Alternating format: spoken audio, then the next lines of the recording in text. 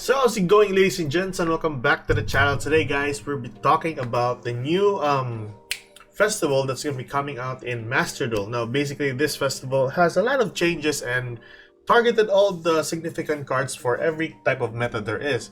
Exception for this are the ones that are in the solo mode. So basically, people are just gonna craft or run more cards or run more decks that is really significant or really indirect to the solo mode archetypes. Needless to say, there are some archetypes that are very good without their boss monsters or typically some extra deck monsters, since most of the targeted forbidden cards or limited cards in the ban list for this festival is mostly composed of a lot of extra deck monsters. But needless to say, here's the event for you. So this is the Theme Chronicle event. So let's check on the forbidden list. So basically more on the solo mode archetypes are just going to be where you can use those if you have copies of those. And then for the forbidden limited cards, we'll check that one out. So we go for Chronicle or the Theme Chronicle. The forbidden list, there are a ton of cards that were added into this list. Cyber Styling is also included. There we go. Anti-Spell Fragrance. So basically, they're targeting the showstopper cards on every deck. Necro Valley is also banned for this event as well. Kaiser Colosseum, Skill Drain, the Floodgates, and any type of card that stop you on the first turn. So Circuit Barrel, Rivalry Warlords, they're all here. Even Grand Magi the Elza has been banned during this event. DD Dynamite, Necroface. That's very interesting for a ban list. But let's see, what are the most interesting cards that were banned in this event? The Barrier Statues has also been banned. Vanity's Fiend. And then we have Summon Limit banned as well. Secret Village banned as well. Frozen Match, Mist Valley, so no Flowanderies at this point on. Naturia Exterio also banned. What else? Jugunity gave this one card, this red. Masked. This one is pretty interesting for was it the Dragon Link deck? Heroes has been targeted. I really need this card in the near future. Hyper Librarian also banned. Oh my god, almost every card that are significant to its to a specific deck has been banned. Shadalls, the Winda and the Construct, also the Scythe has been banned. Cyber Dragons, there we go, the very significant cards. Pendulum cards are also banned in this lineup. True Dracos, even Siphon Gear Gamma. So basically, there's quite a lot of monsters here that has been targeted for the ban list during the event, and even for the Umi Control. And the new Therian monsters has been banned, and also for the Labyrinth boss monster. And this is pretty good, actually. At least the runic spell cards has been banned in this event. That's pretty good. Welcome Labyrinth. That's basically it. Limited cards, not that much. It's like the similar ones that we have on our previous limited list. Semi-limited, still the same, but I think basically. So since we have already checked the forbidden and limited list for the event, I have come up or summed up 3 decks that might be prominent during this event. They're pretty good, actually.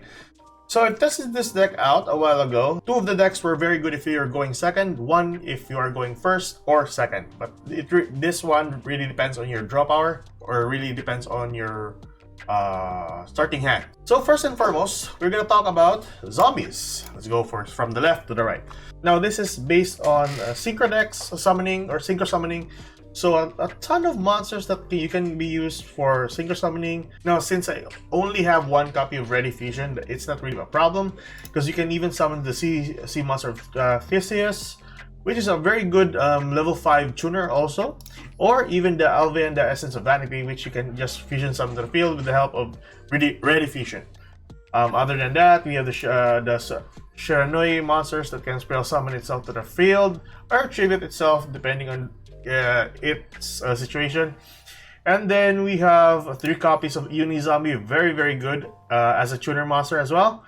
Then we have danger monsters with the snake, the rabbit, and of course Nessie included into this lineup, and also of course Bigfoot. So that's one of those cases. So yeah, our synchro monsters just revolve around level 6, level 7s, level 9s, level 10s, and level 11. Where's that level 11? Right there. Here we go. Level 11. Yashudokoro, the skeletal Mayakashi. So basically, I just draw into this from what deck was it? I forgot. And our only link monsters is just the vampire monsters and one Vandred card that we got from our last pull from the new selection pack. So that's basically it. A ton of synchro summons, just swarming the field with your zombies, and of course with the help of your zombie world, well, you can play the field with under your own control. So that's basically the first deck. So we have, guys, our second deck. So this is one of my, I'm pretty sure this deck is going to be prominent during the event. So Crusadia is not really a stranger to the whole OTK scene. As long as you have one, the Magius, and of course the Ukimax on your field, then you have no problem doing the OTK. The reason for having 3 copies of each Crusadia monsters is because I tested this deck a while ago, and then having just two copies for Magius, or even what you call this, Leonis. Well, basically, there's some cases where I got a ton of hand traps and 1 Crusadia monster only. So it really wasn't the best of hand, and of course, just summoning 1 monster for that on my turn isn't the best of plays. So it's really easy to use this deck. I would advise having Crusadia during the event, and it's pretty easy just to OTK your opponent. So that's your second deck, guys. Let's move towards your third deck. So here we are, the best of the OTKs. This is also a Go Second deck, which we tackled way back.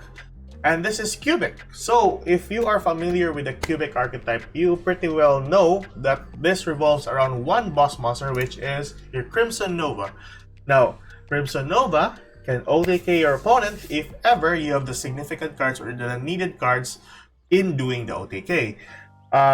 Now, we don't use Kaiju at this point on because it won't be a good pair or a good synergy with Reasoning, since Reasoning will send a ton of cards from your deck to your graveyard.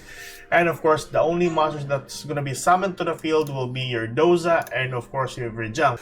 Other than that, having the Cubic Karma or even the Cubic Dharma in your graveyard allows you to bring forth your Crimson Nova if ever it's in the graveyard. And then if ever you don't have a copy of your Nova, then you can use Cubic Karma in your graveyard to bring it out from your deck to your hands. So that's basically a good effect right there. Now, you won't be using your extra decks, so having 2 copies of Pot of Extravagance is pretty good. You can go with 3 copies, but for me, having to run with a 40 deck card is just on the sweet spot for this deck. Now, there are a ton of Cubic cards, and the only disruption you'll have here is basically your Forbidden Droplet if ever you're going second, and it's not really a problem, of course.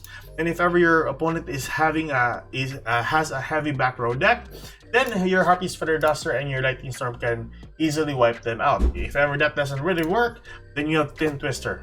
So that's basically the 3 decks that you can use for the event. Now, I would like to inform you guys that from time to time or during the event, there will be some changes with these decks, and I won't really run the whole or the same number of cards or the same name of these cards in the event, because there are going to be some changes and people are very good at deck building whatever the event is. So yeah, just a quick reminder for anyone who's actually going to copy these decks. So that's it for today, guys. Keep safe, good luck, and I'll see you on the next Master Duel video. Bye bye, good night.